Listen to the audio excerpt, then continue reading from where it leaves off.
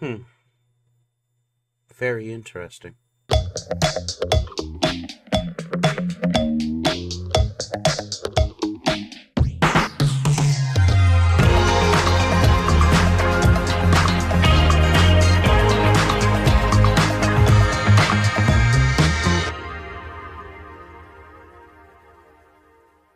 Now that is an intro. Hey everybody, welcome to season 1, review 1 of I don't know why I'm not gonna keep track of the number of these. I don't know why I said that. Welcome to Ham watches movies and then puts them into some sort of a review format before he cuts them down, uploads it to YouTube so that you can watch it. It's the only show where Ham reviews movies.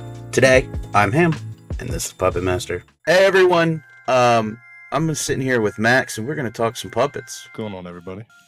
How long have you been afraid of puppets?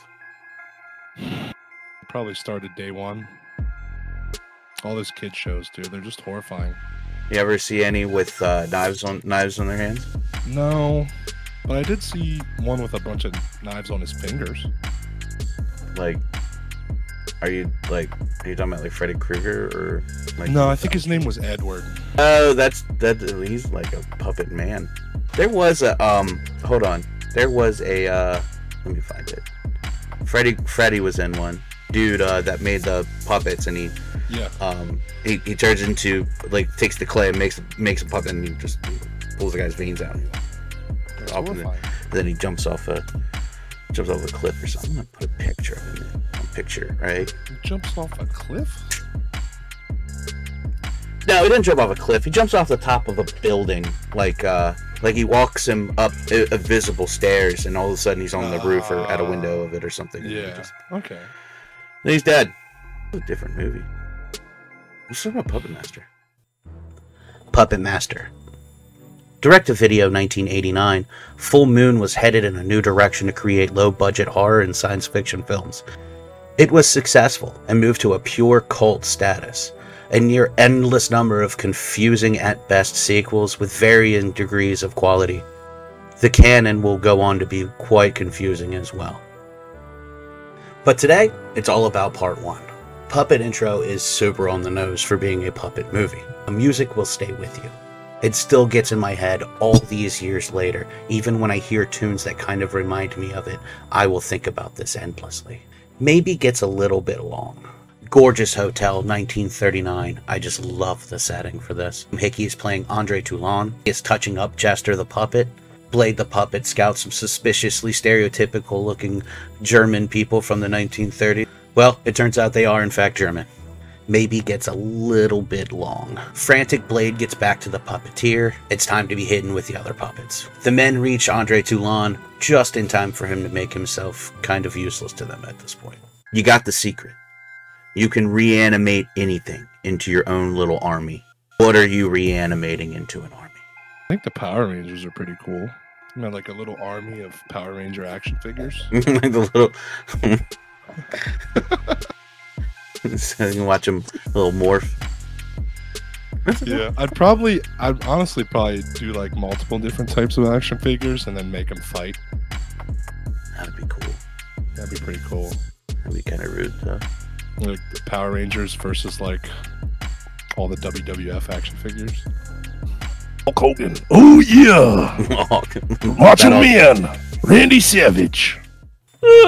Present day 1989-ish. He is waking up from a dream where he is told he cannot save a woman from being shot, then has a ton of leeches on him, and now everything is gone. This dude has terrible dreams. A couple sees a fortune teller. The couple seems to set the bar of unattainable goals at jobs in retail. The bad fortune teller chokes herself to the thought that a very tiny person will slit her throat. So then we move on to Psychic 3 and to Psychic 4, and they are... I think we know what's going on here, right? This is the third Psychic in a row. So obviously they're trying to rush through introduction of 4 psychics over 3 psychic scenes. Psychic 1 and Psychic 3 and 4 have all had calls about puppets. You may feel like it's a bit rushed how they moved through 4 psychic introductions who suddenly need to find puppets. Do you think it's feeling a bit coincidental? Me too. So Neil foretells of Team Psychic's appearance before his death being apparently himself. He didn't want to be buried so that the team had a possibility to sit with his body before he... whatever. They confirm he is very dead. Turns out Alex is a partner of old Mr. Stiff. Dana tells the maid to avoid fireplaces and freaks her out. Alex sees more of his murder dream, and Carissa sees Neil elevator rocking. Pinhead arrives! He was in the coffin for some reason. Group meets at dinner, not this one. We realize that Megan was being used by Neil for her hotel. Neil was apparently not a very good guy. He brought this group together to eventually help him find the secret to eternal life, and then apparently screwed each one of them over. So 20 couple minutes into this movie, and they've actually explained some of the big coincidences that they had problems with. It's actually tied up and cleaned up pretty quickly. Actually, it all kind of makes sense in a B-flick horror movie sort of way. Movies like this in the 80s didn't tend to make a lot of sense, so there's a kind of brilliance in the way that this one's done. The maid apparently does not take the advice very seriously. She goes straight for the fireplace, almost no time after this crazy woman told her not to. They really play the drama of the first kill very well, although it looks very terrible.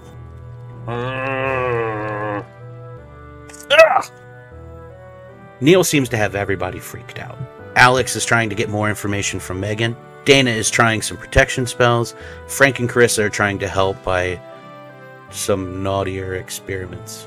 Blade and Tunneler are now peeping on everyone.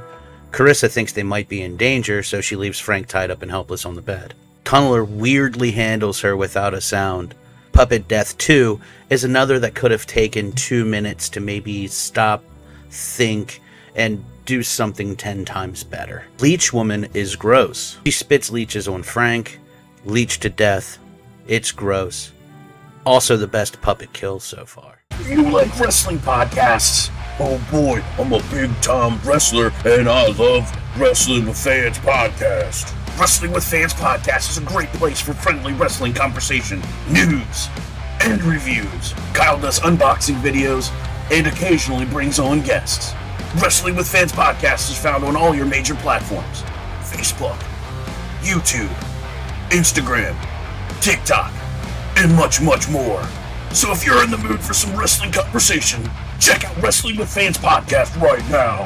WrestlingWithFans.com. Oh yeah, that's some good wrestling. Yeah, that's WrestlingWithFans.com.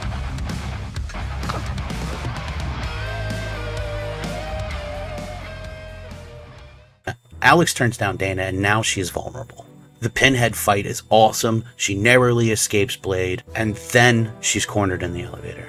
A few good shots from Pinhead, and then Blade finishes off the job. Finally, the amazing puppet kill we've been waiting for. Now, only Alex remains. Megan stops in to gather Alex and show him something. The only thing left to cover is the dream that he had multiple times and referenced over and over, and yup, here we are again. It's all a dream, followed by several heads sticking out of the bottom of his bed. Megan swings back in to gather Alex. She has to show him something. Alex seems to have broken his psychic connection to this dream and decides that they need to get out of here immediately.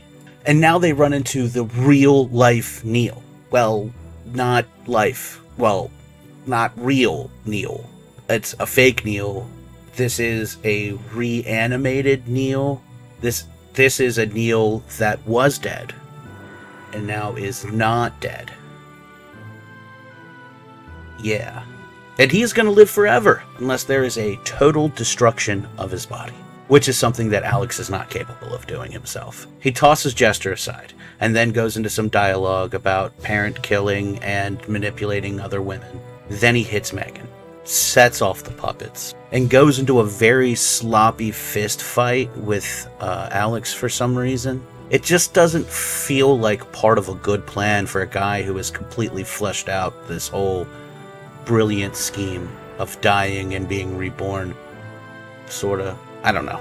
Neil clumsily falls into the elevator. The puppets each take turns killing him in their own special way. It ends up in not the definition I would use for a total destruction of the body, but it's pretty good. Purely hypothetical. Purely. Say there's a giant little puppet with a tiny head, and he's holding your body down, while a puppet with a hook hand holds your mouth open, and a girl puppet is throwing up little leeches in your mouth. So, what would you do to get yourself out of that situation? So, I'm still me. Yeah, you're still man, yeah. Against 3 puppets? 3 very small puppets, yes. I know, it might be kind of tough, but I think I could manage. You think you can get out of that I think I situation? can. And everyone is happy. Then the dog reanimates in Megan's hands, and you go, that doesn't make sense. The end. So here's where it gets messy. The movie itself still is so much fun to watch. Why is it so much fun? It's interesting. The characters are still so different, and the story feels like it's such a small part of a much greater tale to tell. We find out over the next 30 years, that's very true. The show could have done with more of an effort on the death scenes. Some of the things the puppets do are silly, and they look silly. You have to remember, it's a silly B-flick direct-to-video 80s horror movie. And it's everything that it's supposed to be. These movies were made to be interesting, to hold your attention. Not to be big budget, not to blow your mind, but to be interesting. And to be something that you can look back on and say, that freaked me out a bit. So, I love it. Puppet Master is the first horror movie that we're talking about here, and it's going to go on the first scale for horror movies of yesteryear.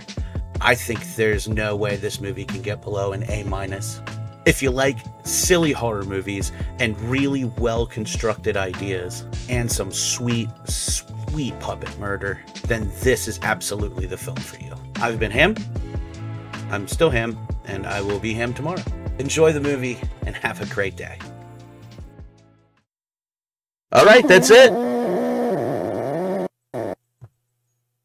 Okay. Hey guys, Colonel Ham here, and I just wanted to say a big thank you to everybody who stayed out to the end of the video. Now, make sure that you're subscribing to the YouTube channel and keeping up to date on everything that we have going on, checking out our social media sites, because we do, in fact, have a giveaway going on. It is active. As we reach different levels of our accounts, we're going to be giving away gift cards for video games and consoles and things like that. So there will be plenty to give away. There's plenty of fun to be had, and please continue checking in with Gamic Nerdia. Have a great day.